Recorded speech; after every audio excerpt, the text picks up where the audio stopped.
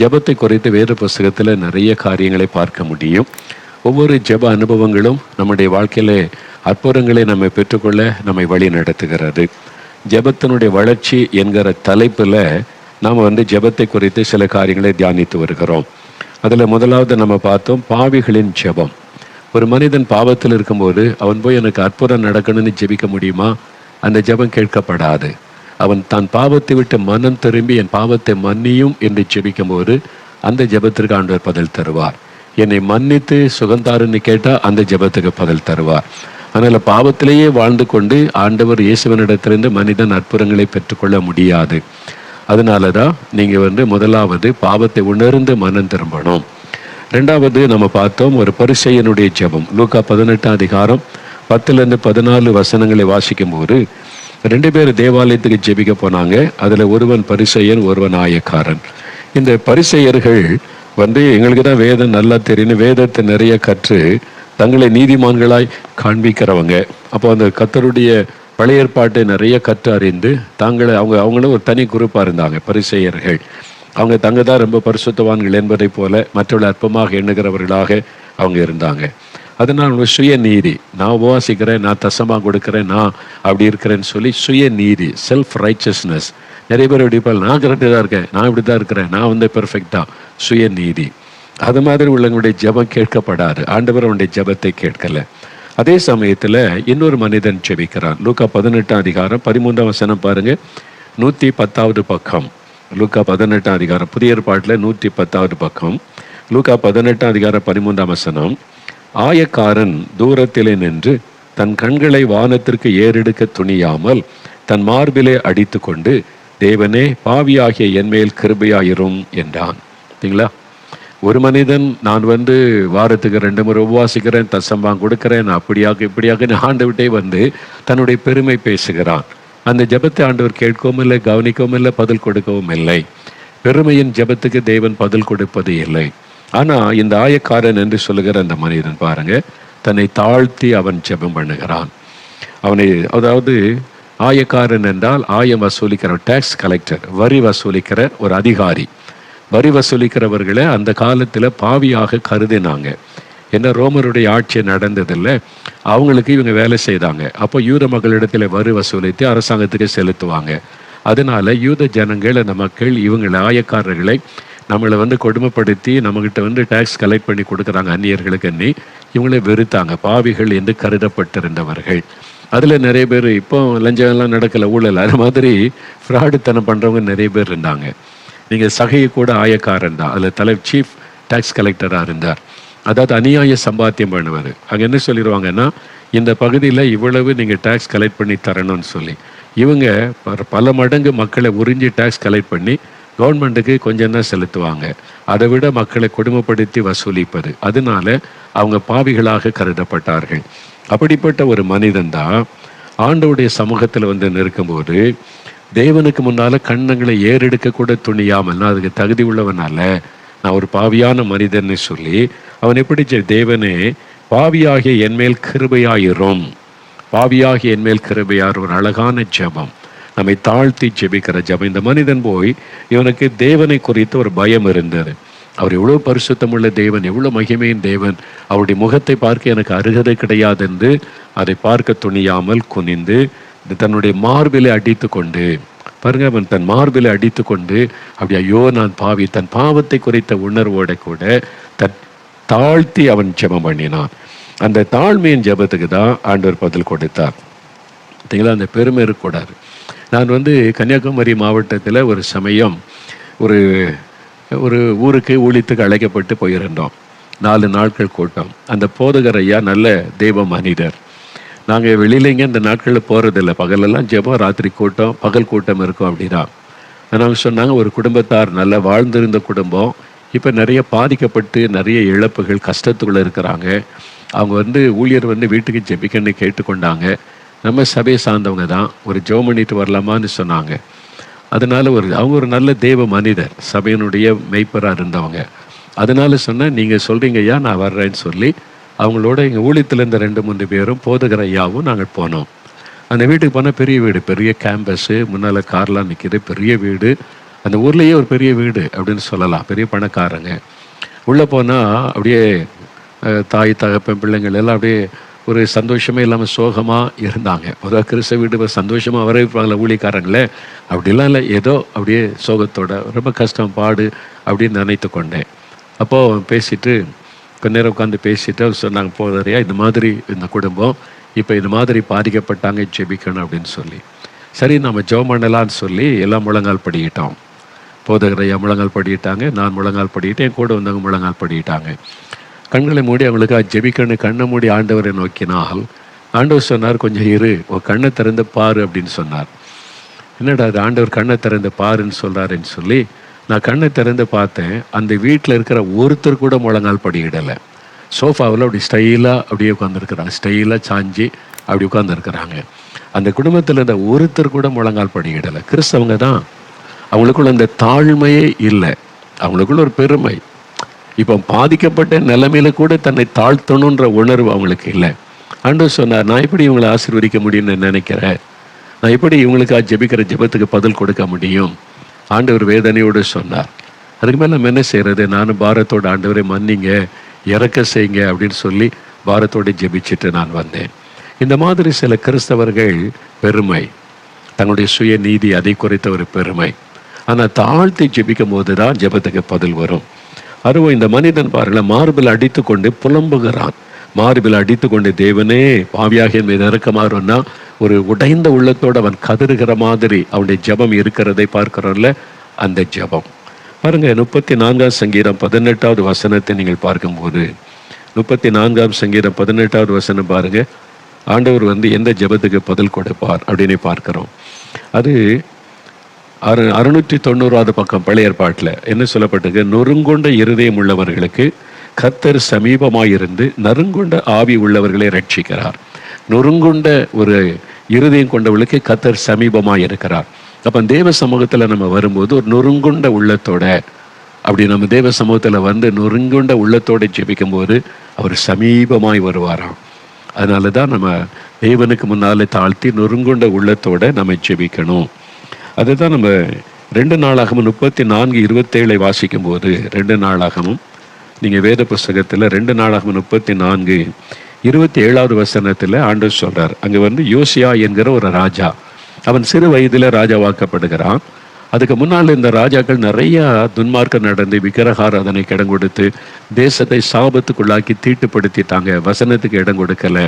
ஒரு நாள் அங்கே ஆண்டுடைய தேவாலயத்திலிருந்து அந்த வேத புஸ்தகத்தின் சுருள் எடுக்கப்பட்டது, நியாயப்பிரமாணம் அதெல்லாம் வாசித்த போது இந்த ராஜாக்குள்ள, ஐயோ நம்ம எவ்வளோ பெரிய பாவம் நம்முடைய தேசத்தில் நடந்திருக்கிறது, தேவனை துக்கப்படுத்தி இருக்கிறோன்னு உணர்ந்து அவர் தன்னை தாழ்த்தி ஜெபம் செய்கிறார்.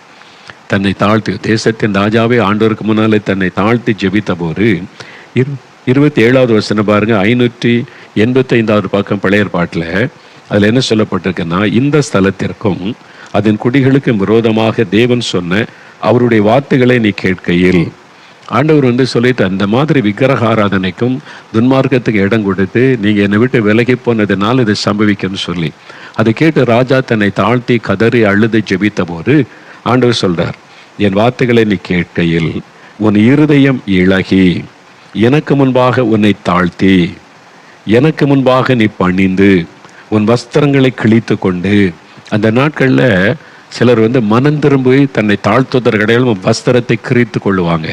அப்புறம் சாக்கு உடை அணிந்து கொள்ளுவாங்க. அது சாக்கு உடை அணிந்து கொண்டு ரட்டு என்று சொல்ல, ரட்டு உடைத்து சாம்பல் உட்கார்றது அது தங்களை தாழ்த்துவதற்கு அடையாளமாய், மனம் திரும்புவதற்கு அடையாளமாய் இப்படி செய்வாங்க. அப்போ எனக்கு முன்பாக நீ அழுதபடியால் நானும் உன் விண்ணப்பத்தை கேட்டேன் என்று கர்த்தர் சொல்றார். தன்னை தாழ்த்தி அழுத உடனே தேவன் மனம் இறங்கிட்டார். இப்படிதான் நம்ம நிறைய பேருடைய வாழ்க்கையை பார்க்குறோம்ல. ஆண்டவருக்கு முன்னாலே தாழ்த்தி நம்முடைய கண்ணீரை சிந்தி ஜெபிக்கும் போது ஆண்டவர் உடனே இரக்கம் செய்து பாவத்தை மன்னித்து ஒரு விடுதலை கொடுக்கிறதை பார்க்க முடியும். ஒரு சமயம் ஒரு நண்பர் என்னை பார்க்க வந்தார். தூத்துக்குடியிலேருந்து என் ஊழியத்தின் ஆரம்ப காலத்தில் நடந்த ஒரு சம்பவம் இப்பவும் மறக்கலை எனக்கு. தூத்துக்குடி பட்டணத்திலேருந்து ஒரு நண்பர் பார்க்க வந்தார். அப்போ நாங்கள் எங்களுடைய ஆஃபீஸ் ஓலக்கொட்டாயில் இருந்தது, அது ஆரம்ப காலம். அங்கே வந்திருந்த போது இப்படி ஒரு நண்பர் பார்க்க வந்திருக்கிறார் சொன்னாங்க. என்னுடைய அறையில் உட்கார வைத்து அவரோட பேசினேன். என்ன பிரதர் என்ன விஷயம்னு கேட்டேன். சோகத்தோடு காணப்பட்டார். அவர் சொன்னார், நீங்கள் சில நாளைக்கு முன்னால் போன வாரம் எங்கள் ஊருக்கு கூட்டம் நடத்த வந்தீங்களா? ஆமாம், தூத்துக்குடியில் ஒரு பொதுக்கூட்டம் மைதானத்தில் நடைபெற்றது. எனக்கு இந்த மாதிரி பிரசங்கம் கூட்டம் அதெல்லாம் பிடிக்காது. அந்த மாதிரி கூட்டம் ஞாயிற்றுக்கிழமை ஆராதனைக்கு போக வருவோம், அவ்வளோதான். வேறு இந்த கூட்டம் இதெல்லாம் பிடிக்காது பிரசங்கெல்லாம். ஆனால் எங்களுடைய சபை போதகர் உங்கள் கூட்டத்துக்கு வந்தாங்க. அவங்க சொன்னாங்க, என்னை கொண்டு போய் சைக்கிளில் விட்டுருப்பா அந்த கூட்டத்தில்னு சொல்லி நான் சைக்கிளில் அவங்களை ஏற்றி கொண்டு வந்து அவங்கள கூட்டத்தில் விட்டேன். அப்போ கொஞ்ச நேரம் நின்று இவர் என்ன தான் பேசுவார், இவ்வளோ ஜனங்க வந்து உட்கார்ந்துருக்குறாங்க அப்படின்னு சொல்லி கொஞ்ச நேரம் நின்று அவங்களுடைய பிரசங்கத்தை நான் கேட்டேன். எப்போ அந்த பிரசங்கத்தை கேட்டேனோ அதுலேருந்து சமாதானம் போச்சு, சந்தோஷம் போச்சு, இருந்த கொஞ்ச நெஞ்ச சந்தோஷமும் போச்சு. அப்படியே தூங்க முடியல. அந்த வார்த்தை கேட்டுக்கிட்டே இருக்கு. நீங்கள் பண்ண அந்த பிரசங்கத்தினுடைய வார்த்தை என் இருதயத்தில் தொனிச்சுக்கிட்டே இருக்குது. நிம்மதியே இல்லை. அதனால தான் என்ன பிரச்சனை, சில நாளாய் ஒரு 4-5 நாளாக இந்த போராட்டம் தூங்க முடியல, கஷ்டம்.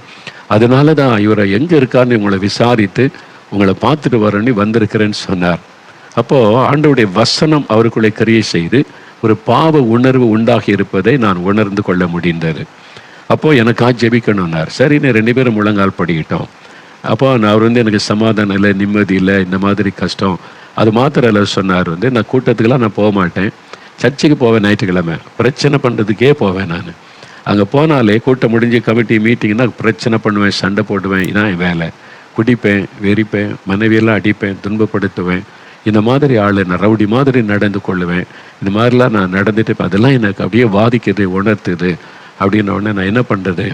அப்போ நான் சொன்னேன், நம்ம 2 பேரும் செபிக்கலாம், இயேசு கிறிஸ்துவுடைய பாவத்தை மன்னித்து சமாதானம் தருவார்னு முழங்கால் படியிட்டோம். அவரும் முழங்கால் படியிட்டார். நான் சொன்னேன், முதல்ல நீங்கள் ஜெபிங்க, அப்புறம் நான் ஜெபிக்கிறேன் அப்படின்னு. அவர் என்னை பார்த்து சொன்னார், எனக்கு ஜெபிக்க தெரியாது அப்படின்னார். கிறிஸ்தவர் தான், அவர் உண்மையை சொன்ன, ஜெபிக்கலாம் தெரியாது, நான் அப்படிலாம் ஜெபிச்சதில்லை. இப்போ என்கிட்ட நீங்கள் சொன்னீங்கல்ல, நான் இது மாதிரி குடித்தேன், வெறிச்சேன், சண்டை போட்டேன், பாவம் செய்தேன், சமாதானமே இல்லை, ஆண்டவர் எனக்கு மன்னிக்கணும் சொன்னீங்கல்ல, அதான், அவ்வளோதான். கண்களை மூடி இப்போ நம்ம 2 பேர் மாத்திரம் இல்லைங்க, இயேசு இருக்கிறார். 2 பேர் 3 பேர் என் நாமத்தினால் எங்கே கூடினாலும் அங்கே இருக்கிறேன்னு இயேசு வாக்கு கொடுத்துருக்கிறார்ல, அவர் இங்கே தான் இருக்கிறார். நீங்கள் கண்களை மூடி இயேசுகிட்ட அதை சொல்லுங்கள், அவ்வளோதான் ஜெபம். உடைய மனசில் இப்போ என்கிட்ட சொன்னீங்கல்ல, அது அப்படியே இயேசுவேன்னு அவர்கிட்ட சொல்லுங்கள், அதான் ஜெபம்னு சொன்னேன். சரி அப்படின்னு சொல்லிட்டு கண்ணை மூடினார். இயேசுவே, நான் பாவியான மனுஷன், இது மாதிரி செய்தேன்னு 2 வார்த்தை ஆரம்பித்தார், அவ்வளோதான். அப்படியே சிறுபிள்ளை மாதிரி ஏங்கி ஏங்கி அழ ஆரம்பிச்சார். இருதயம் நொறுங்கி அப்படியே அழுகிறார், கண்ணீர் வடிக்கிறார். அப்படியே அழுதா, ஐயோ நான் எவ்வளோ பெரிய பாவி, என் மனைவியை அடித்து கொடுப்படுத்தினேன், கமிட்டியில் போய் சண்டை போட்டு சபையில் ஆண்டவரே நாம் துக்கப்படுத்தினேன், அழுகிறார். அப்படியே அறிக்கிறார். ஜெபம் பண்ணவே தெரியாதுன்னார். கிட்டத்தட்ட 1/2 மணி நேரம் ஜெபிச்சுக்கிட்டே இருக்காரு, அழுதுகிட்டே, இருதயம் நொறுங்கி அழுகிறார். திடீரென்று அப்படியே டக்குன்னு ஜெபம் நின்று விட்டார். என்னடா அது, ஜெபம் முடிக்கலை, அப்படியே அப்புறம்ட்டா நிற்குதுன்னு சொல்லி நான் கண்ணை திறந்து அவரை பார்த்தேன். அப்படியே கண்ணெல்லாம் கண்ணீர், சட்டையெல்லாம் நனைஞ்சிருக்குது. அவர் சொன்னார், வெளியே சொல்ல முடியாத பாவத்தை நான் செஞ்சுருக்கிறேன், அதெல்லாம் கூட ஆண்டவர் உணர்த்துகிறார். நீ இந்த மாதிரிலாம் பாவம் செய்தியாப்பா அப்படின்னு உணர்த்துகிறார். அதை சொல்லவே எனக்கு நான் கூசுதே, அதனால என்ன செய்யறதுன்னார். நான் சொன்னேன், நீங்கள் செய்கிற பாவம் எனக்கு தெரிய வேண்டிய அவசியம் இல்லை, ஆண்டவர் தான் உங்களுக்கு உணர்த்துகிறார். கண்ணை மூடி நீங்கள் இருதயத்தில் அறிக்கையிட்டு செவிங்க, ஆண்டவர்கிட்ட சொல்லுங்கள், உண்மைதான் இந்த பாவத்தை செஞ்சுட்டேன், மன்னிச்சிருங்க ஆண்டவரே என்னை. அவ்வளோதான். சிறு பிள்ளை போல அழுதார், இருதயம் நொறுங்கி அவரையே கண்ணீர் விட்டு அழுதா, தன் பாவத்திற்காக மனம் கசந்து அவர் அழுதா. 1/2 மணி நேரம் ஜெபிச்சிருக்கிறார். ஜெபம் பண்ணவே தெரியாது என்னவர். அப்புறம் அவர் ஜெபிச்சு முடித்த பிறகு நான் அவருக்காக ஜெபம் பண்ணேன், ஒரு சிறு ஜெபம் பண்ணேன், அவ்வளோதான். முழங்கால விட்டு எழும்பும்போது அவருடைய முக ரூபமே மாறி இருந்தது.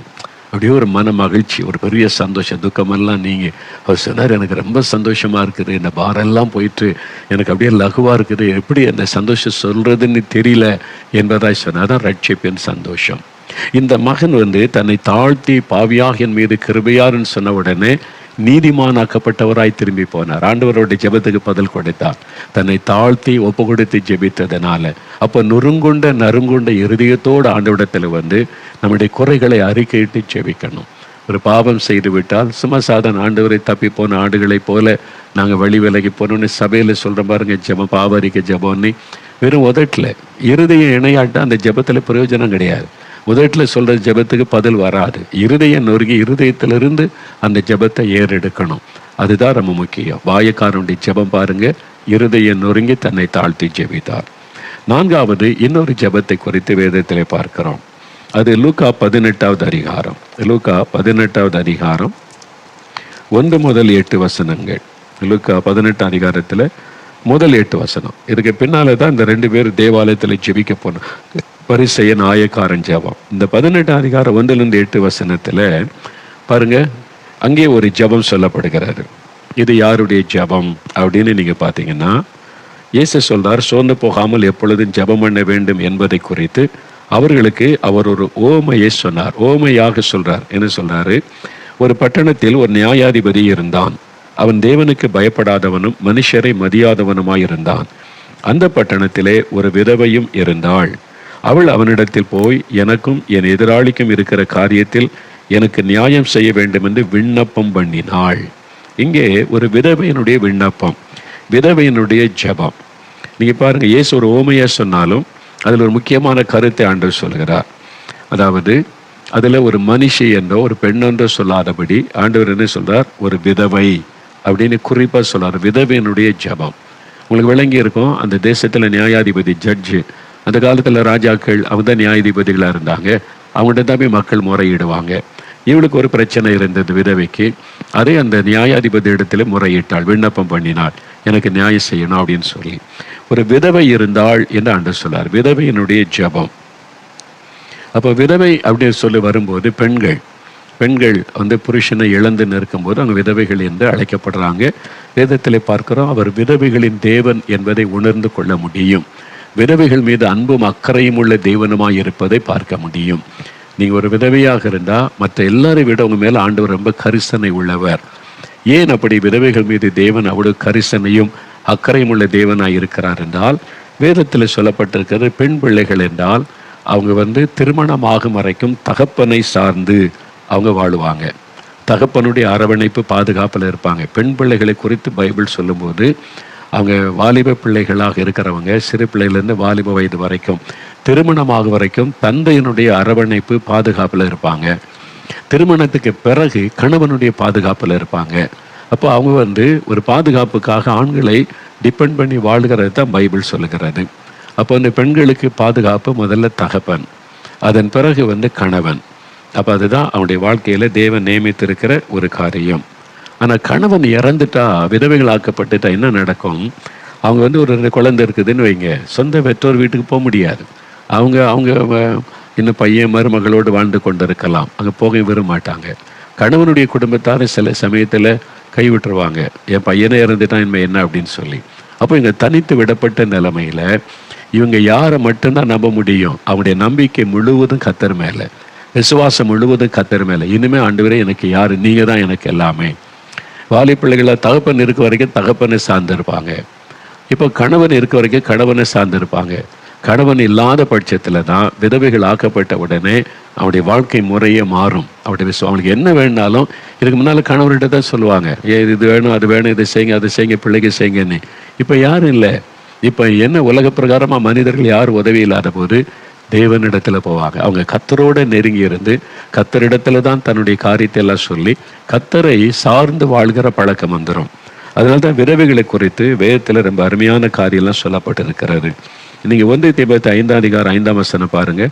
வேதத்தில் 1 தீமோத்தேயு 5ஆம் அதிகாரம் 5வது வசனத்தில், அது வந்து 288வது பக்கம் புதிய ஏற்பாட்டில். நீங்க பாருங்க, 5வது வசனம், 5வது அதிகாரம் 5வது வசனத்தில், உத்தம விதவையாயிருந்து தனிமையாக இருக்கிறவள் தேவனிடத்தில் நம்பிக்கை உள்ளவளாய் இரவும் பகலும் வேண்டுதலிலும் ஜெபங்களிலும் நிலைத்திருப்பாள். சரிங்களா? விதவையா இருக்கவங்கள பாருங்களேன், நீங்க வீடுகளில் இருப்பாங்க, பார்த்துருக்கீங்களா? அவங்க வந்து தேவனிடத்துல நம்பிக்கை, கர்த்தர் தான் இனிமே எனக்கு எல்லாமே. ஏன்னா யார்ட்டும் கேட்க முடியாது, கணவர் இல்லை. இப்போ நான் அவரை தான் சார்ந்து வாழணும், கர்த்தர் தான் எனக்கு எல்லாம், ஆண்டவர் தான், இயேசு தான் நீ, ஆண்டவரை சார்ந்து வாழ்வாங்க. இரவும் பகலும் ஆண்டவரிடத்துல தான் ஜெபிப்பேன், என்னன்னாலும் ஆண்டவர் தெரியப்படுத்துவாங்க. வசனம் சொல்லி பாருங்க, தேவனிடத்தில் நம்பிக்கை உள்ளவளாய் இரவும் பகலும் வேண்டுதலிலும் ஜெபங்களிலும் நிலைத்திருப்பாள் என்று சொல்லப்படும். விதவையானவள் தேவனிடத்தில் இரவும் பகலும் ஜெபம் பண்ணி விழித்திருப்பாள் என்பதாக. அப்போ நீங்க ஒரு விதவையா இருந்தீங்கன்னா உங்களுடைய ஜெபத்தை தேவன் கேட்க எப்பவும் ஆயத்தமா இருக்கிறார். நீங்க இரவும் பகலும் அவர் மேலதான் நம்பிக்கை வைக்கணும், அவரை தான் சார்ந்து கொள்ளணும்னு வேதம் சொல்லுகிறது. நிறைய விதவைகளுக்கு ஆண்டவர் செய்த அற்புதங்கள் வேத புஸ்தகத்தில் எழுதப்பட்டு இருக்கிறது. நாயன் ஊருக்கு போறாரு, ஒரு விதவை அழுது கொண்டு வருகிறாள். தன்னுடைய ஒரே மகன் மரித்து விட்டான். இயேசுவால் அதை தாங்கிக் கொள்ள முடியல, மனது உருகுகிறா. அந்த விதவையின் கண்ணீர் இயேசுடைய உள்ளத்தை அசைத்து விட்டாரு. அவர் போய் சொல்றார், ஸ்திரீ அழாதே, நீ அழாத, நீ அழுத என்னால் தாங்கிக் கொள்ள முடியல. அப்போ அவனுடைய அழுகையை மாற்றணுமான ஒரே வழி, மரித்து போன மகன் உயிர் பெறணும். அந்த மகனை வச்சு தான் ஆறுதல் படுத்த முடியும். ஆண்டவர் இந்த அற்புதத்தை செய்தார். ஒரு விதவையின் கண்ணீரை துடைக்க மரித்து போன மகனை உயிரோடு எழுப்பினார். பாருங்க, அப்படிதான் ஆண்டவர் விதவைகள் மீது அக்கறை உள்ள ஒரு தேவன். நீங்க நினைக்கலாம், ஒரு விதவையா இருக்கலாம், எனக்கு யாருமே இல்லை, எனக்கு யாரும் ஹெல்ப் பண்ணுவதற்கு இல்லை, தனிமையான போராடி கொண்டு இருக்கிறேன். இல்லை, இயேசு உங்க மேல ரொம்ப அன்பும் அக்கறையும் உள்ள தேவன். ஆனா வேத வசனம் சொல்கிறபடி உத்தம விதவையா இருப்பதற்கு உங்களை அர்ப்பணித்து கொள்ளணும். அதுல சில இளம் விதவைகள், அவங்களை குறித்து இந்த உத்தம விதவைகள் கூட்டத்தில் அவங்களை சேர்த்து கொள்ளாத அப்படின்னு ஒரு ஆண்டு சொல்றார். ஏன்னா அவங்க திடீர்னு திருமணம் செய்து கொள்ள வாய்ப்பு இருக்கிறது, அவங்களுக்கு இன்னொரு வாழ்க்கை அமையலாம். ஆனால் கொஞ்சம் 2 பிள்ளைகள் இருக்கிறது, கொஞ்சம் வயசாயிட்டுன்னா அவங்க இனி அடுத்த வாழ்க்கையை நினைக்க மாட்டாங்க. இந்த பிள்ளைகளை நான் வளர்த்து ஆளாக்கணும்னு நினைப்பாங்க. அப்போ இந்த பிள்ளைகளுடைய தேவைகள், தன்னுடைய தேவைகளுக்கு யார்கிட்ட கேட்க? ஆண்டவர் தான். ஆனால் தான் ஆண்டவர் சொல்றார், விதவைகளையும் திக்கற்ற பிள்ளைகளை விசாரிக்கிறது. அது ஒரு பக்தி, மாசில்லாத பக்தி. நம்ம ஆண்டவர் மேல அன்பு விசுவாசமா இருக்கிறோம்னா, ஆண்டவரை விசுவாசிக்கிறது சொன்னால் மாத்திரம் போதாது. நம்ம பைபிள் வாசிக்கிறோம், ஜெபிக்கிறோம், ஆண்டவரோடு இருக்கிறது சொன்னால் மாத்திரம் போதாது. விதவைகளையும் திக்கற்ற பிள்ளைகளையும் விசாரிக்க வேண்டும் என்று ஆண்டவரை சொல்றார். அதுதான் சுத்தமான பக்தி. அப்போ பக்தியில ஒரு காரியம், விதவைகள், அதாவது அவங்களுக்கு யார் இல்லாம இருக்கிற உத்தம விதவைகள், வயதான காலத்துல தனிமைப்பட்டவங்களை விசாரிப்பது, அவங்களிடத்தில் அன்பு காட்டுவது, அவங்களுக்கு உதவி செய்வது. அதனால தான் இப்போ சர்ச்செல்லாம் விதவைகளுக்குன்னு மாதந்தோறும் உதவித்தொகை கொடுக்க நாங்கள் சபையில் ஒழுங்கு செய்திருக்கிறோம்.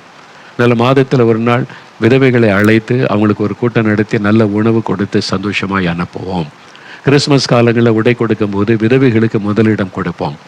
உதவிட்டு ஆதரவற்ற விளைந்த விதவைகளை தேடி போய் அவங்க என்ன கலரில் எப்படி சேரி கேட்குறாங்களோ அதை நோட் பண்ணி அதை வாங்கி கொடுப்போம். அவங்களுக்கு ஒரு சந்தோஷம். அதனால் விதவைகள் குறித்து தேவன் மிகவும் அக்கறை உள்ள தேவன்.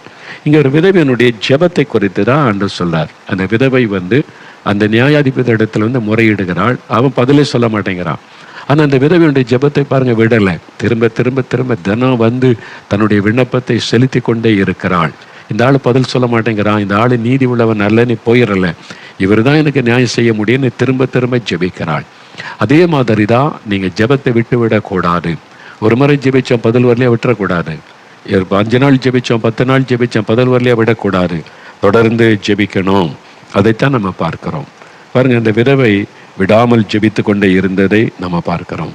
இன்னொரு வசனத்துல, பரிசுத்த லூக்கா எழுதின சுவிசேஷம் 2ஆம் அதிகாரம் 36, 37 வசனத்துல ஒரு விதவை குறித்து சாட்சியாக எழுதப்பட்டிருப்பதை பார்க்கிறோம்.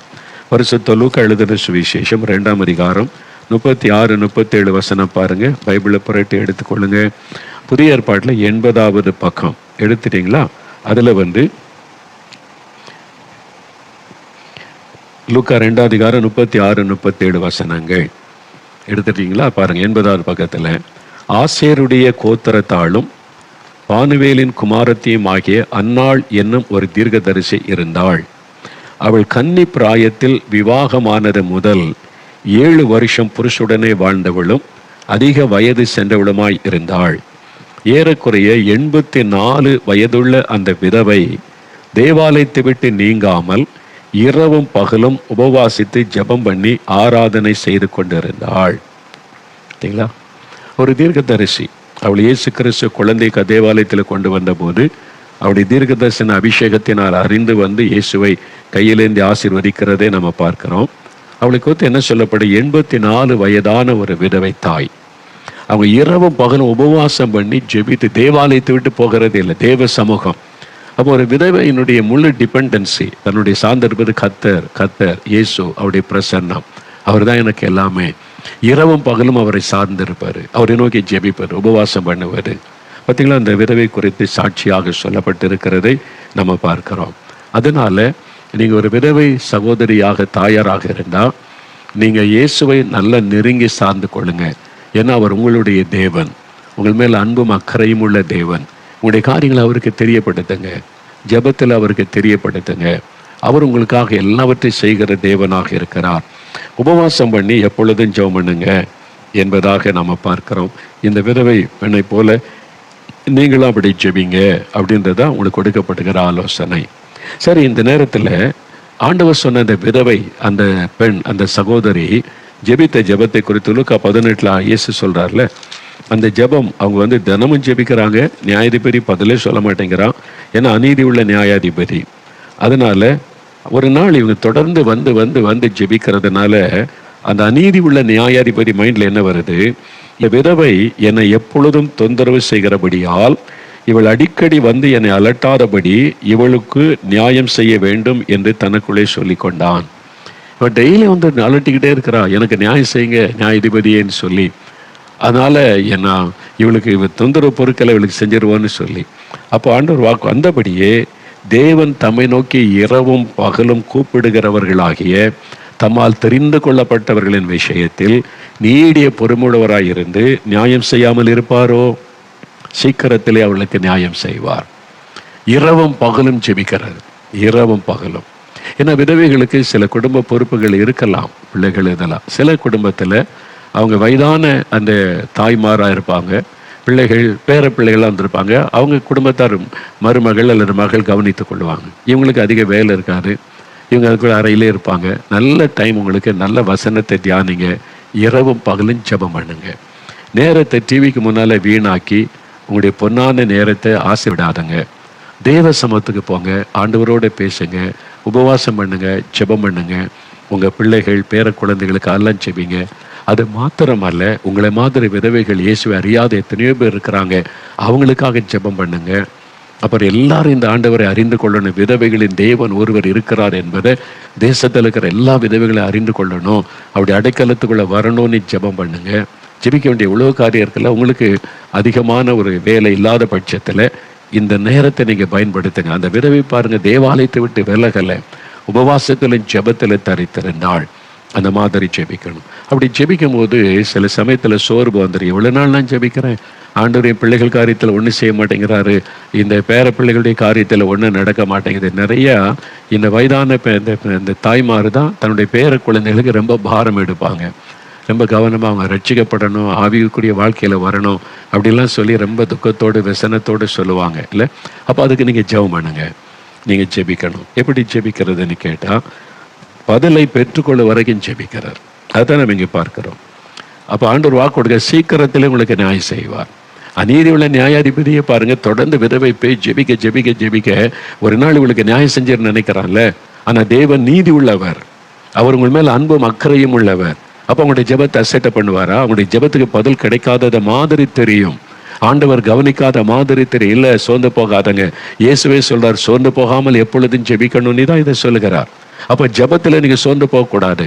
பதில் வரலையே, இன்னும் கேட்கப்படலையே, நம்முடைய ஜெபத்திற்கு ஆண்டவர் பதில் தரலையேன்னு சோர்ந்து போகக்கூடாது, விடக்கூடாது. தொடர்ந்து ஜெபிக்கணும், தொடர்ந்து ஜெபிக்கணும், பதிலை பெற்றுக்கொள்ளும் வரைக்கும் ஜெபிக்கணும். என் ஆண்டவர் வாக்கு கொடுத்துட்டார், தேவன் தம்மை நோக்கி இரவும் பகலும் வேண்டிக் கொள்ளுகிற தம்மால் தெரிந்து கொள்ளப்பட்டவளின் விஷயத்தில் பொறுமையா இருந்து பதில் தருவாராம். ஆண்டவர் அவசரப்பட மாட்டார். நமக்கு எப்பொழுதும் அவசரம், உடனே நடந்துடணும்னு. அந்த ஆண்டவர் ஜெபத்தை கேட்டுக்கிட்டே இருப்பார், ஏற்ற சமயத்துக்கு பார்த்து கொண்டே இருப்பார். அந்த டைமில் அந்த காரியமெல்லாம் நிறைவேறுவதை பார்க்கலாம். அதே சமயத்தில் 8ஆம் வசனத்தில் சொல்றாரு, சீக்கிரத்திலே அவர்களுக்கு நியாயம் செய்வார். அப்போ ஆண்டவர் சொல்ல, சீக்கிரத்திலே உங்களுக்கு ஆண்டவர் நியாயம் செய்வார். அதனால ஜெபத்தை விட்டு விடாதங்க, ஜெபத்தில் சோர்ந்து போகாதங்க. அந்த விதவை சகோதரி எப்படி ஜெபிச்சாங்களோ அதே மாதிரி தொடர்ந்து திரும்ப திரும்ப திரும்ப ஆண்டவரிடத்தில் ஜெபித்து கொண்டே இருங்க, உங்களுக்கான பதில் கட்டாயம் வரும். அதனால ஜெபத்தில் ஒரு பகுதி ஒரு விதவையினுடைய ஜெபம். இன்னொரு ஜெபத்தை குறித்து வேதத்தில் பார்க்கிறோம். யாக்கோபு 5ஆம் அதிகாரம் 16வது வசனம். யாக்கோபு 5ஆம் அதிகாரம் 16வது வசனம். பைபிள் எடுங்க, வசனத்தை புரட்டுங்க. யாக்கோபு 5ஆம் அதிகாரம் 16வது வசனத்தில் ஒரு ஜெபத்தை குறித்து வேதத்தில் சொல்லப்படுகிறது. என்ன சொல்லப்பட்டிருக்கு பாருங்க. 316வது பக்கம் புதிய ஏற்பாட்டில் அந்த வசனத்தை வாசிக்கலாமா? யாக்கோபு 5:16. நீங்கள் சொஸ்தமடையும்படிக்கு உங்கள் குற்றங்களை ஒருவருக்கொருவர் அறிக்கையிட்டு ஒருவருக்காக ஒருவர் ஜெபம் பண்ணுங்கள். நீதிமான் செய்யும் ஊக்கமான வேண்டுதல் மிகவும் பலனுள்ளது. நீதிமான் செய்யும் ஊக்கமான வேண்டுதல் மிகவும் பலனுள்ளதாக இருக்கிறது என்று வசனம் சொல்லுகிறார். அதாவது நீதிமானுடைய ஜெபம், இது நீதிமானுடைய ஜெபம், ப்ரேயர் ஆஃப் ரைச்சஸ். நீதிமானுடைய ஜெபம் மிகுந்த பலன் உள்ளது அப்படின்னு நீதிமானுடைய ஜெபத்தை குறித்து சொல்லப்படுது. சிலர் சொல்லுவாங்க, ஐயா எனக்காக ஜெபிக்கணும், இதுக்கு ஜெபிங்க, அதுக்கு ஜெபிங்க. சரி, நீங்கள் ஜெபிச்சாலும் ஆண்டவர் பதில் தருவார், நீங்கள் ஜெபிக்கலாம் இல்லைன்னா? இல்லை நான் பாவியான மனுஷன், ஏன் ஜெபத்தை கேட்க மாட்டார், நீதிமான் செய்யும் ஜெபத்துக்கு ஆண்டவர் பதில் தருவார்னு சொல்லியிருக்கல, நீங்கள் நீதிமான், நீங்கள் ஜெபிங்க அப்படின்னு அவங்க அப்படியே பிளேட்டை மாற்றி போட்டுருவாங்க. நீங்கள் ஜெபிங்கன்னா இல்லை ஏன் ஜெபம் கேட்கப்படாது, நீங்கள்லாம் ஊழியக்காரங்க நீதிமான்கள், உங்கள் ஜெபம் தான் கேட்கப்படும். இந்த வசனத்தை வைத்து தான் அப்படி சொல்லுவது. ஆனால் நீதிமான்களுடைய ஜெபம் இதில் என்ன சொல்லப்பட்டிருக்குன்னா, யாராவது ஒருவர் வியாதிப்பட்டால் அந்த வியாதிப்பட்டவங்களுக்காக நீங்கள் பொறுப்படுத்தி ஜெபிப்பார்.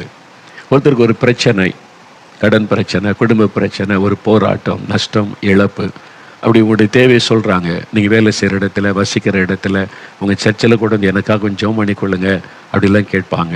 அது மாதிரி வேலை செய்கிற இடத்துல கூட நீ கிறிஸ்தவங்களா பிரார்த்தனைலாம் பண்ணுவீங்களா, எனக்காகவும் சேர்த்து பிரார்த்தனை பண்ணிக்கொள்ளுங்க அப்படி சொல்லுவாங்க. பார்த்துருக்கீங்களா?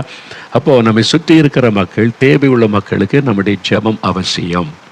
அவங்களுக்கே தெரியுது கிறிஸ்தவங்கன்னா கடவுளோட பேசுவாங்க, ஜெபம் பண்ணுவாங்க, நம்ம சொன்னால் நமக்காகவும் ஜெபம் பண்ணுவாங்கன்னு சொல்லி. இப்படி ஒருவருக்காக ஒருவர் ஜெபம் செய்வது, அதான் சொல்லணும், ஒருவருக்காக ஒருவர் ஜெபம் பண்ணுங்கள் அப்படின்னு சொல்லப்பட்டிருக்கிறார். நான் நிறைய பேர்கிட்ட எனக்காக ஜெபம் பண்ணுங்கன்னு கேட்டுக்கொள்ளுவேன்.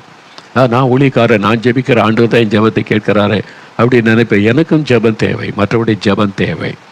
அதனால் மற்றவருடைய ஜெபத்தை கேட்பேன், எனக்காக ஜெபம் பண்ணிக்கொள்ளுங்கள் என்பதாய் நான் கேட்பேன். அப்படி ஒருவருக்காக ஒரு ஜெபிப்பது ரொம்ப முக்கியம். சகோதரர் டிஜிஎஸ் தினகரன் அவங்ககிட்ட நான் நிறைய கற்றுக்கொண்டேன். நான் 79வது வருஷம் முதல் முறை அவங்க பார்க்கணுன்னு நான் அவங்களுக்கு ஒரு கடிதம் தான் எழுதியிருந்தேன், ஜெபிக்கிறோன்னு சொல்லி. உங்களை நான் பார்க்கணும் தம்பி, வாங்க அப்படின்னு சொல்லி. அந்த காலத்தில் டெலகிராம் தான், இந்த மாதிரி உள்ள ஃபோன் வசதிலாம் கிடையாது, டெலகிராம் வந்தது. அப்போ அதை எடுத்துக்கொண்டு நான் சென்னையில் அந்த ஆஃபீஸுக்கு போனேன். முதல் பர்சனலாக அவங்கள பார்க்க போகிறேன். அப்போ ஒரு பெரிய எக்ஸைட்மெண்ட், ஆவல் எல்லாம் இருக்குது. எனக்காக அவங்க ஜெபம் பண்ணணும், நான் அப்போ தான் ஊழியத்துக்கு வந்திருக்கிறேன் அப்படின்னு ஒரு ஆசையோடு போயிருக்கிறேன். அவங்க என்னை கூப்பிட்டு உட்கார வச்சு முதல் முறை பர்சனலாக பேசுகிறோம். மற்றபடி கூட்டத்தில் தான் பார்த்துருக்குறேன். என்ன செய்கிறீங்க தம்பி, 4 மாவடி ஊழியம் எல்லாம் கேட்டு ரொம்ப கரிசனாக விசாரித்தாங்க. அப்புறம் கடைசியில் என்னொன்று, தம்பி எனக்காக ஜெபம் பண்ணுங்கன்றாங்க. எனக்கு கை காலம் ஆடி போச்சு. அவங்க நமக்காக ஜெபிக்கணும் தான் நான் போயிருக்கிறேன், அவங்க தெய்வ மனிதர் எனக்காக ஜெபிக்கணும்னு. அவங்க சொல்கிறாங்க, தம்பி எனக்காக ஜெபம் பண்ணுங்க அப்படின்றாங்க. நான் அப்படியே ஒரு நிமிஷம் அமைதி ஆகிட்டேன், என்ன சொல்கிறேன்னு தெரியல. ஆனால் அவங்க சொல்கிறாங்களே நம்ம ஜெபிக்கணும்னு அவங்களுக்காக ஜெபித்தேன். அப்போது அதன் பிறகும் அடிக்கடி எங்கே ஊழியத்து போனாலும் எனக்கு ஃபோன் பண்ணி, தம்பி எனக்காக ஜெபம் பண்ணணும், நான் பம்பாய்க்கு ஊழியத்து போகிறேன், கூட்டம் இருக்குது, இங்கே பூனாவில் கூட்டம் இருக்குது தம்பி, ஜெபம் பண்ணுங்க. ஒவ்வொரு ஊழியத்து போகும்போதும் ஃபோன் பண்ணி நான் எங்கே இருந்தாலும் கான்டாக்ட் பண்ணி என்கிட்ட ஜெபம் பண்ணுங்க தம்பின்னு கேட்பாங்க. அவ்வளோ பெரிய தெய்வ மனிதர், கர்த்தர் அவங்களை கொண்டு எவ்வளோ அற்புத அடையாளம் செய்கிறார். ஆனால் அவங்களுக்கு தெரிந்தது எனக்கும் ஜெபம் தேவை. அதுலேருந்து நான் கற்றுக்கொண்டேன், என்னை தாழ்த்தி நானும் மற்றவனுடைய எனக்காக ஜெபம் பண்ணுங்க, அப்போ எனக்கும் மற்றவனுடைய ஜெபம் தேவை அது என்பதை நான் அறிந்து கொண்டு நிறைய பேர்கிட்ட கேட்பேன். அப்படி ஒருவருக்காக ஒருவர் ஜெபம் செய்வது. அப்போது இது ஒரு நல்ல அனுபவம், வேதம் சொல்லுகிற ஒரு காரியம். பவுல் கூட பாருங்கள், அதை அறிந்து தான் எனக்காக வேண்டிக் கொள்ளுங்கள் என்று விசுவாச இடத்துல கேட்கிறார். ஊழியக்காரங்களுக்கும் ஜெபம் அவசியம்.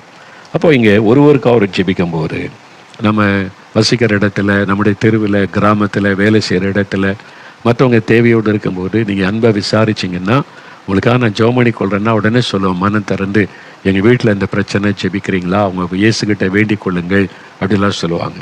அப்படி நீங்கள் செய்யும்போது, அப்படி மற்றவர்களுக்காக நீங்கள் ஜெபிக்கும்போது நீதிமான் செய்யும் ஊக்கமான வேண்டுதல் மிகவும் பலனுள்ளதாக இருக்கிறது. அப்படி ஜெபிக்கிற நீங்கள் நீதிமானாக இருக்கணும். நீங்களும் பாவத்தை வைத்துக்கொண்டே அடுத்தவங்களுக்காக ஜெபிச்சிங்கன்னா அந்த ஜெபம் கேட்கப்படாது. அப்போ நீதிமானா இருக்கிறதனுடைய பாவத்தை விட்டு மனம் திரும்பி இயேசுவின் ரத்தத்தினால் கழுவப்பட்டவர்கள் தான் நீதிமான்கள். அவ்வளவுதான் வேதம் சொல்லுகிறார். அப்புறம் நீதியாய் நடந்து கொள்ளணும். வேத வசனத்தின்படி நம்முடைய செயல்கள், பேச்சு எல்லாமே நீதியா இருக்கணும். அநீதியான காரியத்துக்கு இடம் கொடுக்க கூடாது. அவங்களுடைய ஜெபத்துக்கு தான் வல்லமை இருக்கிறது, அதை அறிந்து கொள்ளணும்.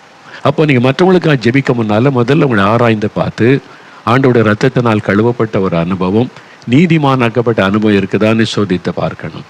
என்னால் 1 பேதுரு 2:24 வசனம் சொல்லுகிறது, நாம் பாவங்களுக்கு செத்து நீதிக்கு பிழைக்கும்படி, அதாவது பாவியாய் இருக்கிற நாம் நீதிமான்களாய் மாற்றப்படும்படி இயேசு நம்முடைய பாவங்களை தன்னுடைய சரீரத்தில் சிலுவையிலே சுமந்தார். நம்மை நீதிமானாய் மாற்றதான் நம்முடைய பாவத்தை தன் மீது ஏற்றுக்கொண்டு சிலுவையில ரத்தம் சிந்தினார். அதை விசுவாசித்து இயேசுவே உங்களுடைய ரத்தத்தினால கழுவுங்க, என் பாவத்தை மன்னிச்சிருங்கன்னு சொல்லும்போது அவருடைய ரத்தம் நம்ம இருதயத்தை கழுவும் போது நீதிமான்களாய் மாற்றப்படுகிறோம். அப்போ உங்களுடைய ஜெபம் வல்லமை உள்ளதாக இருக்கும். இயேசு பற்றி எனக்கு தெரியும், ஜெபிக்கலாம் எனக்கு தெரியும்னு சும்மா ஜெபிக்கலாம், அந்த ஜெபம் வல்லமை இருக்காது, அந்த ஜெபத்துக்கு பதிலும் வராது. அப்போ நீதிமானா இருந்து நீங்கள் ஜெபிக்கும் போது தான் அது மிகவும் பலன் உள்ளதாக இருக்கும். அதுக்கு என்ன சொல்ல பேர் ஃபெர்வென்ட் ப்ரேயர் ஆஃப் ரைச்சஸ்னஸ். அந்த ரைச்சஸ் மேனுடைய ஜெபம் வந்து அதுக்கு என்ன சொல்லப்பட்டதுன்னா ஆர்வமுடன் ஜெபிக்கணும், உருக்கமாக ஜெபிக்கணும். ஒருத்தர் வந்து கேட்குறாங்க எனக்கு சுகத்துக்காக ஜெபிக்கணும், உருக்கமாக ஜெபிக்கணும், ஆர்வத்தோட ஜெபம் கடமைக்காக பேருக்காக ஒரு ஜெபம் பண்ணுவதல்ல. சரி கேட்குறாங்களேன்னு ஒரு ஜெபம் பண்ணிட்டு போகிறதல்ல, ஆர்வத்தோட ஜெபிக்கணும், ஊக்கமாக ஜெபிக்கணும். அதுதான் ஆண்டவர் அந்த எதிர்பார்க்க. அதுக்கு ஒரு உதாரணத்தை ஆண்டு சொல்லார் பாருங்க. இங்கே வசனம் சொல்லுது யாக்கோபு 5:17-18 எலியா என்பவன் நம்மை போல பாடுள்ள மனுஷனாயிருந்தும் மழை பெய்யாதபடி கருத்தாய் ஜெபம் பண்ணினான். He prayed earnestly. அதாவது உண்மையா ஜெபம் பண்ணினான். சும்மா கடமைக்காக ஜெபிக்கிறதில்ல, பேருக்காக ஜெபிப்பதல்ல, ஒரு உண்மையான இருதயத்தோட. வசனம் சொல்லுது எலியா என்பவன் நம்மை போல பாடுள்ள மனுஷனாயிருந்தும் மழை பெய்யாதபடிக்கு கருத்தாய் ஜெபம் பண்ணினான். நிறைய பேர் பாருங்களேன், இந்த ஜெபம் அப்படியே நம்ம வழக்கமாக ஜெபம் பண்ணி பழகி ஒரு கருத்து இல்லாமல் ஜெபிக்கிற நிலைமைக்கு வந்துட்டோம். சாப்பிட உட்காந்தா சாப்பாட்டுக்கு ஜெபிக்கணும்னு கற்றுக் கொடுத்துட்டாங்க சின்ன வயசுல இருந்தே. டைனிங் உட்காந்து எங்கே போனாலும் கண்ணு மூடி ஜெபம் பண்ணுவோம், அவ்வளோதான். ஆனால் நீங்களே யோசித்து பாருங்க, ஆண்டவரை நோக்கி கருத்தா ஆண்டவரோடு தொடர்பு வைத்து ஜெபிச்சிங்களா? சும்மா சாப்பாட்டுக்கு முன்னால் ஆண்டவரை ஆசீர்வதியம் ஒரு கிளிப்பிள்ளை ஜெபம் சொல்லி கொடுக்கறத அப்படி சொல்லுற. அப்படி பிரயாணத்துக்கு ஜெபிக்கன்னா சிலர் வந்து வழக்கமாக ஜெபிக்க வச்சிருப்பாங்க. அப்படி இருதயம் தேவனோடு இணையாது, உதட்டிலிருந்து ஜெபம் வரும், அந்த ஜெபம் கேட்கப்படாது. அது கடமைக்காக ஜெபிக்க. நிறைய ஜெபம் பாருங்க கடமைக்காக வழக்கத்தின்படி ஜெபிக்கிற வெறும் உதட்டிலேருந்து வரும், இருதயத்திலிருந்து வராது. அது கருத்தான ஜெபம் இல்லை. அதனால தான் ஜெபத்துக்கு பதில் வரவில்லை. நீங்கள் ஒருத்தருக்காக ஜெபிக்கும் போது கருத்தா ஜெபிக்கணும். அதான் எலியா நம்மை போல பாடுள்ள மனுஷனாயிருந்தும் மழை பெய்யாதபடிக்கு கருத்தாய் ஜெபம் பண்ணினான். அப்பொழுது 3 வருஷமும் 6 மாதமும் பூமியின் மேல் மழை பெய்யவில்லை. மறுபடியும் ஜெபம் பண்ணினான். அப்பொழுது வானம் மழையை பொழிந்தது, பூமி தன் பலனை தந்தது. பார்த்தீங்களா? ஒரு கருத்தான ஜெபம் இருக்கணும். ஒரு அவங்களுடைய பாரத்தை உணர்ந்து சும்மா கேட்குறாங்களேன்னு கடமைக்கு ஜெபிச்சுட்டு போவதால முதல்ல நீங்கள் ஜெபிக்கும் போது ஆண்டவரோடு கனெக்ட் ஆகணும். நீங்களும் ஆண்டவரோட தொடர்பு, அவரை பார்த்து கனெக்ட் பண்ணி ஜெபிக்கணும். அதுதான் கருத்தான. ஆண்டவரோட தொடர்பு இருக்கிறத இல்லை, கண்ணை மூடிட்டு ஒரு ஜெபம் பண்ணிடுறாரு, அவ்வளோதான். சும்மா வழக்கத்தின்படி ஜெபம். அதில் பிரயோஜனம் இல்லை. பிரயோஜனம் இல்லாதபடி நிறைய பேர் ஜெபிக்கிறாங்க. அந்த ஜெபம் பரலோகத்துக்கு செல்வதில்லை, தேவன் கவனிப்பதும் இல்லை. கருத்தான ஜெபத்துக்கு தான் ஆண்டவர் பதில் தருவார். அப்போ நீங்கள் எந்த காரியத்துக்கு ஜெபிக்கிறதா இருந்தாலும் முதலாவது ஒரு முழு இருதயத்தோட ஊக்கத்தோட ஒருவருக்காக ஜெபிக்கணும். அதான் முக்கியம். அப்படி இல்லாவிட்டால் அந்த ஜெபத்தில் பிரயோஜனம் இல்லை, ஜெபத்துக்கு பதில் வராது. எலியா ஒரு நீதிமான், ஆண்டவருடைய ஒரு தீர்க்கதரிசியாக இருந்தார். அவர் ஊக்கத்தோட ஜெபம் பண்ணினார். அதான் நம்ம பார்க்கிறோம். நீங்கள் நீதிமானாக இருந்தால் தான் மற்றவர்களுக்காக ஜெபிக்கவே முடியும். நீங்கள் பாவத்தில் இருந்தால் நீங்கள் குடிக்கிறீங்க ரகசியமாக, ஒருத்தர் ஜெபிக்க உங்களுக்கு ஜெபிக்க ஓடாது, வார்த்தையே வராது. உங்களுக்கே தெரியும், ஏமாத்திட்டு போயிடுவீங்க. எனக்கு பழக்கம் இல்லை அப்படின்ட்டு என்ன உங்களால ஜெபிக்க முடியாது. தேவனோட கனெக்ஷன் இல்லை. சர்ச்சுக்கு போய் உட்காருவீங்க, எல்லாத்துலையும் பங்கு பெறனா இயேசுவோட கனெக்ஷன் கிடையாது. வெறும் சபைக்கு போயிட்டு வர்றீங்க, அவ்வளோதான். அப்போ ஆண்டவர் ஆகி நம்ம ஜெபிக்கணும். அது கருத்தாக இருக்கணும், ஊக்கத்தோட ஜெபிக்கணும். அதான் முக்கியமான. ஏன்னா தேவன் நீதி உள்ளவர், தேவன் நீதியாக செயல்படுங்க. நம்மளும் நீதி உள்ளவர்களாக செயல்படும். அநீதியாக நடக்கக்கூடாது. வீட்டுக்குள்ளே வேலையில் இருக்கிற இடத்துல அநீதிக்கு இடம் கொடுக்கக்கூடாது, அநீதியாக செயல்படவும் கூடாது. அப்போ வசனத்தின்படி நீதி நேர்மையாக நடந்தால் உங்கள் ஜெபம் வல்லமுள்ளதாக இருக்கும். நீங்கள் பாருங்களேன், ஆபிரகாமை குறித்து பார்க்கிறோம். ஆபிரகாம் ஆதியாகமம் 20:18 வாசிக்கும் போது அங்கே ஆபிரகாம் வந்து அபிமெலேக்கு என்கிற ராஜாவுக்காக ஜெபம் பண்ணுகிறார். ஆதியாகமம் 20:18 வாசிக்கும் போது, ஆதியாகமம் எடுங்க 20:18. அங்கே ஆபிரகாம் வந்து ஒரு நீதிமான், ஆண்டவரை பின்பற்றி நடக்கிற, அவர் ஆண்டவரை விசுவாசிக்கிற ஒரு நீதிமான். அவர் வந்து ஆதியாகமம் 20:18 ஆபிரகாம் தேவனை நோக்கி வேண்டிக் கொண்டான். அப்பொழுது தேவன் அபிமெலேக்கையும் அவன் மனைவியையும் அவன் வேலைக்காரிகளையும் குணமாக்கி பிள்ளை பெறும்படி அனுகிரகம் பண்ணினார் என்றால் அவன் நீதிமான். ஆண்டவரே சொல்ல, நீ ஆபிரகாம்கிட்ட போ, உனக்காக அவன் வேண்டுதல் செய்வான், அது உனக்கு ஆசீர்வாதமாக இருக்கும். நீ கர்த்தரே அவன்கிட்ட பேசுகிறார். அதனால ஒரு தேசத்தை ஆளுகிற ராஜா வந்து ஆபிரகாம்கிட்ட கேட்டபோது தேவனை நோக்கி வேண்டிக் கொண்டான். சும்மா கடமைக்காக பேருக்காக ஜெபிக்கல, உண்மையா உத்தரவாதத்தோட கருத்தா ஜெபித்ததுனால ஆண்டவருடைய பாவத்தை மன்னித்து அவளை ஆசீர்வதித்து குணமாக்கினார். ஆசீர்வதித்தார் என்பதாக பார்க்கிறோம். அப்போ யோபு 42 அதிகாரம் எடுங்க, வேத புஸ்தகத்தில் யோபுவின் சரித்திரம் 42 அதிகாரம் 10ஆம் வசனத்தில் அங்கே யோபுடைய ஜெபம். அவர் ஒரு நீதிமானா இருந்தார் யோபு. அவருடைய சிநேகிதருக்காக ஜெபிக்கிறார். யோபு 42:10 யோபு தன் சிநேகிதருக்காக வேண்டுதல் செய்கிற போது கர்த்தர் அவன் சிறையிருப்பை மாற்றினார். கர்த்தர் அவனுடைய சிறையிருப்பை மாற்றினார் என்பதாய் பார்க்கிறோம். ஏன்னா அவருடைய சிநேகிதர்கள், அவனுடைய ஃப்ரெண்டு தான். அவங்க தேவனை துக்கப்படுத்திட்டாங்க, தேவனை கோபப்படுத்திட்டாங்க. அவங்க நிதானமாக பேசலை, யோபுவை குற்றப்படுத்துகிறாங்க. ஆண்டவரை குறித்து தங்களை நீதிமான்களை போல பேசுகிறாங்க. தாங்க தான் ரொம்ப பெரிய ஆட்கள் போலவும் பரிசுத்தவான்கள் போலவும் பேசி ஆண்டவருடைய காரியத்தை குற்றப்படுத்துகிற மாதிரிலாம் வார்த்தைகள் வந்து விட்டார். ஆண்டவர் சொல்கிற, உங்க மேலே எனக்கு கோபம் வருது, நீங்கள் பேசினது என்னை கோபப்படுத்தி விட்டு துக்கப்படுத்தி விட்டது, அதனால் என் கோபத்தின் விளைவாக நீங்கள் அழிக்கப்பட்டுருவீங்க. ஆனால் நான் உங்களை அழிக்க விரும்பலை. அதுக்கு ஒரு ஜெபம் தேவை. யார் ஜெபம்? ஒரு நீதிமானுடைய ஜெபம் வேணும். யோபுகிட்ட போங்க. யோபு உங்களுக்காக வேண்டிக் கொள்ளும் போது நான் உங்களுக்கு இரக்கம் செய்வேன் என்று சொல்கிறார்.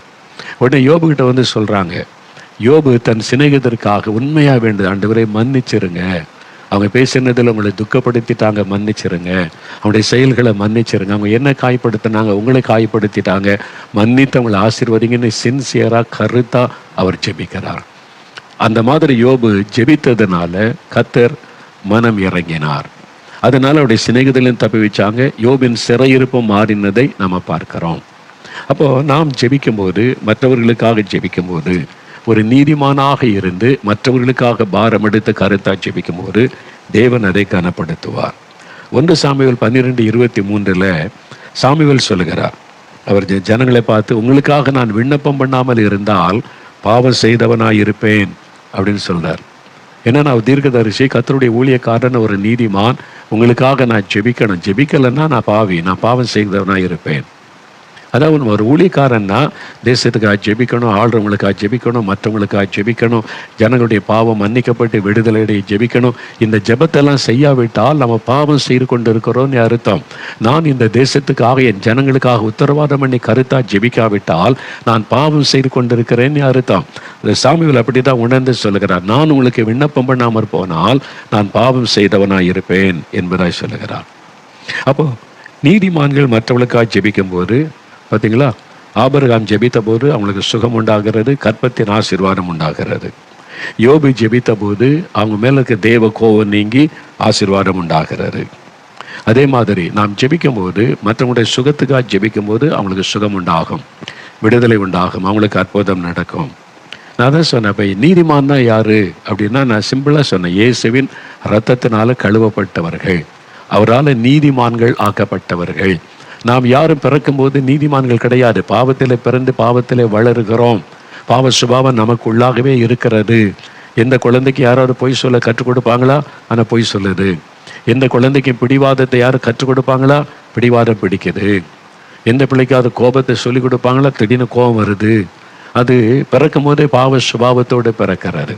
அப்போ நீதிமானாய் மாற்றப்படுவது, பாவத்தை விட்டு மனம் திரும்பி இயேசுக்கு ஒப்பு கொடுக்கும் போது அவருடைய ரத்தம் நம்மை கழுவுகிறது, ஒரு நித்திய ஜீவனை பெறுகிறோம், புதிய வாழ்க்கை பெறுகிறோம். அப்பொழுது நீதிமான்கள் என்ற அனுபவத்தை நம்ம பெறுகிறோம். அப்போ இயேசு எனக்குள் இருக்கிறார், அவருடைய ரத்தத்தினால் கழுவப்பட்டு இருக்கிறேன், அவருக்கு பிரியமாய் நான் வாழுகிறேன், நான் ஒரு நீதிமான். அப்போ அவங்களுடைய ஜெபம் வல்லமுள்ளதாக இருக்கும். ஆனால் நீங்கள் கருத்தாக ஜெபிக்கணும், பேருக்காக ஜெபிக்கிறவங்களா இருக்கக்கூடாது. அப்போ தான் ஆண்டவர் அற்புதம் செய்ய முடியும். பாருங்க, நான் வியாதிப்பட்டு படுக்கையில் இருந்தபோது நான் பலமுறை சாட்சி சொல்லியிருக்கிறேன். 14 வயசு, இருதயம் வீங்கிட்டு கால் நடக்க முடியாது, வலது கால் செயலற்று விட்டது. மருத்துவர்கள் கைவிட்டுட்டாங்க, இனி இந்த தம்பி பிழைக்க முடியாது. ஆஸ்பத்திரியிலேருந்து என்னை அனுப்பி விட்டாங்க, இனி வீட்டில் கொண்டு போய் வச்சுக்கிடுங்க, எந்த நேரத்தில் மரணம் சம்பவிக்கலாம். அப்போ கைவிடப்பட்ட நிலைமை, என்னை பார்த்தாலே தெரியும் இனி பிழைக்க முடியாதுன்னு. அப்படி வீட்டில் படுத்திருக்கிறேன். ஒரு கிறிஸ்தவ நண்பர், ஒரு வாலிபன், அவர் ஊழியக்காரர் கிடையாது, பாஸ்டர் கிடையாது, ஒரு மிஷினரி கிடையாது, ஃபேக்டரியில் வேலை செய்கிற ஒரு சகோதரன். அவர் இந்த குடும்ப ஃபேமிலி ஃப்ரெண்டு, அவளை எங்கள் அப்பாவுக்கு ஃபேமிலி ஃப்ரெண்டு. அதனால் நான் வியாதிப்பட்டவரை கேள்விப்பட்டு வீட்டுக்கு வந்தாங்க. என்னுடைய தாயார் அவரை பார்த்துனா, என் மகனுக்காக இயேசு கிறிஸ்துவிட்ட ஜெபம் பண்ணுவியா, எல்லாரையும் பையனை கைவிட்டுட்டாங்களேன்னு அழுதார்கள். சரின்னு சொல்லி அவர் ஜெபிக்க, நீங்கள் யோசித்து பாருங்கள், அவர் ஒரு முழு நேர ஊழியர் அல்ல, பாஸ்டர் அல்ல, மிஷினரி அல்ல, ஒரு ஃபேக்ட்ரியில் வேலை செய்கிறவர். அவர் வந்து முழங்கால் படிக்கிட்டு ஜெபிக்கிறார். இப்பவும் அந்த காட்சி கண்முன்னால் இருக்குது. அவர் வந்து கரம் உயர்த்தி ஜெபம் பண்ணினார். அப்படியே அந்த ஜெபம் பாருங்க. இந்த எண்ணெய் பார்த்தா கால் அசைக்க முடியாது, பல்ஜாகி இருக்குது, மரண படுக்கை. அதுக்கு அவர் வந்து சுகமளிக்கிற கூட்டம் நடத்துகிற ஆள் கிடையாது, வியாதியஸ்தரை சுகமாக்குற ஊழியெல்லாம் செய்யலை. ஆனால் ஒரு நீதிமான். எப்படின்னா மனம் திரும்பி இயேசுவின் ரத்தத்தினால் கழுவப்பட்டிருந்தாங்க, பரிசுத்தாவினால நிரப்பப்பட்டிருந்தாங்க. அந்த நேரத்தில் எனக்கு தெரியாது, அதன் பிறகு அவங்களுடைய அனுபவத்தை கேட்கும்போது தான் எனக்கு தெரியும். அப்போ ஒரு இயேசுவின் ரத்தத்தினால் கழுவப்பட்ட ஒரு நீதிமான் அவர் வந்து எனக்காக ஜெபிக்கிறார். இந்த பையனை பார்த்தா பிழைக்கிறதுக்கு வழி டாக்டர்ஸே சொல்லிட்டாங்களே, நான் வந்து ஒரு ஃபேக்ட்ரியில் வேலை செய்கிற ஆள், நான் ஜெபம் பண்ணி என்ன அற்புதம் நடக்கும் சொல்லி பேருக்காக ஒரு ஆறுதலுக்கு ஒரு ஜெபம் பண்ணிட்டு நீங்கள் இது மாதிரி இந்த ஊழிக்காட்டை கொண்டு போங்க, அந்த சர்ச்சை கொண்டு போன்னு சொல்லிட்டு போயிருக்கலாம். அப்படி போகலை. அவர் மரணப்படுக்கையில் இருக்கிற என் பக்கத்தில் முழங்கால் படிக்கிட்டு கரம் உயர்த்தி கருத்தா ஜெபிக்கிறார். எலியா இப்படி ஒரு கருத்தா ஜெபித்தாரோ, மழை பெய்யணும்னு முகம் முழங்காலில் பட குனிந்து அவர் திரும்ப திரும்ப திரும்ப ஜெபிக்கிறார். மேகத்தை பார்க்க மறைக்கும். அதே மாதிரி அவர் ஊக்கமாக ஜெபிக்கிறார். அவர் நான் வந்து கண்ணை திறந்து வேடிக்கை பார்த்து கொண்டு இருந்தேன். ஏன்னா நான் அப்போ கூட இயேசுவை நம்பலை. அதனால் அவர் ஜெபிக்கிறத வேடிக்கைத்தான் பார்த்து கொண்டேன். அவர் வந்து அவ்வளோ சின்சியராக கரம் உயர்த்தி எனக்காக பரிந்து பேசி ஜெபம் பண்ணுகிறார். அந்த ஜெபம், அந்த நீதிமானுடைய ஜெபம், அந்த கருத்தா ஊக்கத்தோட ஜெபித்த ஜெபந்தான் எனக்கு அற்புதத்தை கொண்டு வந்தது. தேவன் அந்த ஜெபத்தை கேட்டார். என் தாயார் கண்ணீரோடு, அவங்களுக்கு தெரிஞ்சது வேற ஒன்றும் இல்லை, இயேசுன்ற பெயர், அவ்வளோதான். இயேசுவே இயேசுவே நீ கண்ணீரோடு அழுது இயேசுவனிடத்துல கெஞ்சி கொண்டிருந்தாங்க என்னுடைய தாயார். மற்றவங்களாம் அமைதியாக இருந்தாங்க. என்னுடைய தகப்பனார் மற்ற சகோதரர்கள் அவங்களுக்கு தெரியாது, அவங்களாம் அமைதியாக முழங்கால நின்றாங்க. ஆனால் இந்த 2 பேருடைய ஜெபந்தான் மரணக்கட்டு, இனி பிழைக்க முடியாத என்ற நிலைமை கர்த்தர் மாற்றுகிறார். அந்த ஜெபம் எவ்வளோ வல்லம் உள்ளது பார்த்தீங்களா? ஒரு நீதிமானுடைய ஜெபம் எவ்வளோ வல்லம். அதுதான் வசனம் சொல்லுது, நீதிமான் செய்ய ஊக்கமான வேண்டுதல் மிகவும் பலன் உள்ளது, மிகவும் பலன் உள்ளது. அதுக்கு ஒரு வல்லமை இருக்கிறது. நீங்கள் மற்றவர்களுக்காக உத்தரவாதம் பண்ணி கருத்தா பாரத்தோடு ஜெபிச்சிட்டிங்கன்னா அற்புதம் நடந்துடும். ஆண்டவர் கட்டாய பதில் தருவார். எனக்கு தெரிஞ்ச ஒரு ஃபேமிலி, அவங்க வீட்டில் அவனுடைய பிள்ளைகள், அதில் ஒரு மகள் வந்து பாருங்கள் ஸ்கூலில் படித்துக்கொண்டு, சென்னையில் ஒரு ஸ்கூலில் படிக்கிறாள். அவனு ஒரு 4வது 5 10 வயசுன்னு வைங்களேன், 10 வயசு 5வது படிக்கிறாள். அவளுக்கு ஒரு ஃப்ரெண்டு, இவள் நல்ல இயேசுவை அறிந்த மகள், அவள் வந்து கிறிஸ்தவர் அல்லாத ஒரு இந்து குடும்பத்தை சார்ந்த மகள். 2 பேரும் ஸ்கூலில் ஃப்ரெண்ட், ரொம்ப டியரஸ்ட் ஃப்ரெண்ட் ஆயிட்டாங்க. தினந்தோறும் பேசிக்கொள்வாங்க, பக்கத்தில் உட்காருவாங்க, ஒன்றா உட்காந்து சாப்பிடுவாங்க. அதுதான் இந்த மகள், இந்த கிறிஸ்தவ மகள் சின்ன வயசில் இயேசுவை ஏற்றுக்கொண்டு கருத்தா ஜெபிக்கிற பழக்கத்தை அவன் வீட்டில் சொல்லி கொடுத்து நல்ல ஆண்டவரோடு இருந்த மகள். ஒரு நாள் அவருடைய ஸ்கூலுக்கு போன பிறகு அவருடைய ஃப்ரெண்ட் ரொம்ப சோகமாக வந்தாள், துக்கமாக வந்தாள். வந்தவொடனே கேட்டேன், ஏன் ஒரு மாதிரி இருக்க, ஒய் யூ ஆர் சேட், ஏன் துக்கமாக இருக்கிற, என்ன நடந்து கேட்க உண்டு. அவன் சொன்னா கண்ணீரோட, எங்கள் மாமா வந்திருக்கிறாங்க வீட்டுக்கு. சரி, அதுக்கு என்ன? எங்கள் அப்பா அம்மா எப்போவுமே சண்டை போட்டுக்கிட்டே இருப்பாங்க, எப்போவுமே சண்டை. எங்கள் அப்பா அம்மா சண்டை போட்டுக்கிட்டே இருப்பாங்க, அப்போ பிரிஞ்சு போகிறேன்பாங்க, சண்டை போடுவாங்க. எனக்கெல்லாம் ரொம்ப துக்கம். நீங்கள் மாமா வந்து என்னை கூப்பிட்டு உங்கள் அப்பா அம்மா பிரிய போகிறாங்களாம், இனி சேர்ந்து வாழ முடியாதுன்னு சொல்கிறாங்க, டிவோர்ஸ் பண்ணிடுறோன்னு சொல்கிறாங்க. நீ யார் கூட இருக்க போகிற? அம்மா கூட இருக்க போறியா, அப்பா கூட இருக்க போறியா? நீ ஸ்கூல் முடிஞ்சு வரும்போது எனக்கு சொல்லணும், அப்போ அதுக்கேற்றபடி செட்டில்மெண்ட் பண்ணலாம் அப்படின்னு சொல்லி எங்கள் மாமா சொல்லி அனுப்புனாங்க அப்படின்னு அந்த சோகத்தோடு அந்த சிறுபெண் ஸ்கூலுக்கு வந்திருக்கிறான். இப்போ இந்த கிறிஸ்தவ பெண் அந்த சிறுபெண் கேட்ட உடனே, அப்போ உனக்கு யார் வேணும், அப்பாவா அம்மாவா? அவ சொன்ன அழுது, எனக்கு 2 பேரும் வேணும், எனக்கு அம்மாவும் வேணும் அப்பாவும் வேணும். ஆனால் அதை நடக்காது போட்டிருக்குது. இப்போ சண்டை பெருசாகி அவங்கள பிரித்து வைக்கிறதுக்கு மாமா வந்திருக்கிறாங்க, வழக்கு பேசி பிரித்து வைக்கிறதுக்கு. அப்போ இந்த கிறிஸ்தவ இந்த சின்ன பெண் சொன்னால், உங்கள் அப்பா அம்மாவை ஒன்றா சேர்க்கறதுக்கு ஒருத்தரால் முடியும். அப்படியா? யார் அது? ஏசு கிறிஸ்துவால் முடியும், ஏசப்பாவால் முடியும். ஏசப்பா எங்கள் அப்பா அம்மா ஒன்று சேர்த்துருவாங்க. அது எப்படி முடியும் அப்படின்னு கேட்டால், நம்ம பிரார்த்தனை பண்ணுனா, ஜெபம் பண்ணுனா, ப்ரேயர் பண்ணால் ஏசப்பா செய்வாங்க. அப்படியா? எனக்கு ப்ரேயர்லாம் பண்ண தெரியாத, நான் ஜெபம் பண்ணுறேன், நம்ம 2 பேரும் சேர்ந்து ப்ரேயர் பண்ணலாம். அப்படியா அப்படின்னு சொல்லி அந்த கிளாஸ் ரூமில் முழங்கால் போடுறாங்க. 2 சின்ன பிள்ளை, 10 வயசு பிள்ளைகள். ஒரு பிள்ளை இயேசு அறியாத குடும்பம், அவங்க வீட்டில் பிரச்சனை. இந்த குழந்தை இயேசுவை அறிந்து ஜெபிக்கிற பழக்கம் உள்ள குழந்தை. இவ வந்து சின்சியராக ஜெபிக்கிறா, ஏசப்பா என் ஃப்ரெண்டுடைய வீட்டில் பிரச்சனை, அவங்க அப்பா அம்மா சண்டை போட்டு பிரிஞ்சு போகிறேன்னு சொல்கிறாங்க, என் ஃப்ரெண்டுக்கு அவங்களுடைய அப்பாவும் வேணும் அம்மாவும் வேணும், 2 பேருமே வேணும், அப்போ அவங்க 2 பேரையும் சேர்த்து வைங்க சின்சியராக ஜெபிக்கிறா. சின்ன பிள்ளை, 10 வயசு பிள்ளை, இந்த ஜெபத்தை யோசித்து பாருங்க. சின்சியராக கருத்தாக ஜெபிக்கிறா. ஜெபிச்சுட்டு கொஞ்ச நேரம் தான், ஏன்னா ஒரு 5 நிமிஷத்துக்குள்ளே ஜெபம் முடிஞ்சிட்டு அவர் சொன்னா, நீ சந்தோஷமா போ, ஏசப்பா உனக்கு அற்புதம் செய்திருப்பாங்க. நீ அந்த ஸ்கூல் முடிஞ்சு போயிட்டாங்க. அடுத்த நாள் ஸ்கூலுக்கு வந்தபோது அவருடைய ஃப்ரெண்டு, அந்த கிறிஸ்தவர் அல்லாத அந்த மகள் வந்தா. இவன் வந்து கேட்டா, அவர் சந்தோஷமா வந்தாங்க. அந்த வரும்போதே துக்கம் இல்லை, மகிழ்ச்சியோடு வந்தா. வந்து சொன்னா, நீ சொன்ன மாதிரியே ஏசப்பா எங்கள் அப்பா அம்மாவை சேர்த்து வச்சுட்டாங்க அப்படின்னு சொன்னான். என்ன நடந்ததுன்னு கேட்டா, நீ ப்ரேயர் பண்ணியா? நானும் அந்த ஏசப்பா கிட்ட ப்ரேயர் பண்ண உங்க கூட சேர்ந்து, எனக்கு அப்பா வேணும் அம்மா வேணும் சேர்த்து வைங்க. நான் சாயங்காலம் வீட்டுக்கு போகிறேன். எங்கள் மாமா இல்லை, மாமா ஊருக்கு போயிட்டாரு. எங்கள் அப்பா அம்மா சிரித்து சந்தோஷமாக பேசி கொண்டு இருந்தாங்க. இப்போ நேரத்துலேருந்து அவங்க ரொம்ப ராசி ஆயிட்டாங்க, நல்ல சந்தோஷமாயிட்டாங்க. இப்போ அந்த சண்டை பிரச்சனை இல்லை. அப்போ ஏசப்பா நம்முடைய ஜெபத்தை கேட்டாங்கன்னு சொல்லி பார்த்தீங்களா? சின்ன பிள்ளைகள் ஜெபிக்கும் போது எவ்வளோ ஊக்கமாக ஜெபிக்கிறாங்க. அவங்களுக்கு சந்தேகமே இருக்காது. அதான் பெரியவங்களுக்கு சின்ன பிள்ளைகளுக்குள்ள வித்தியாசம். சந்தேகமே இருக்க, ஜெபிச்சா ஏசப்பா செய்வாங்க. அந்த மாதிரி ஒரு ஜெபம் ஊக்கமாக ஜெபிக்கணும். அதனால, ஆண்டவரே நான் நீதிமான், உம்முடைய ரத்தத்தினாலே கழுவப்பட்ட நீதிமான், நான் இவங்களுக்காக ஜெபிக்கிறேன் அப்படின்னு சொல்லி ஜெபிச்சு பாருங்க, அப்போதான் நடக்கும்.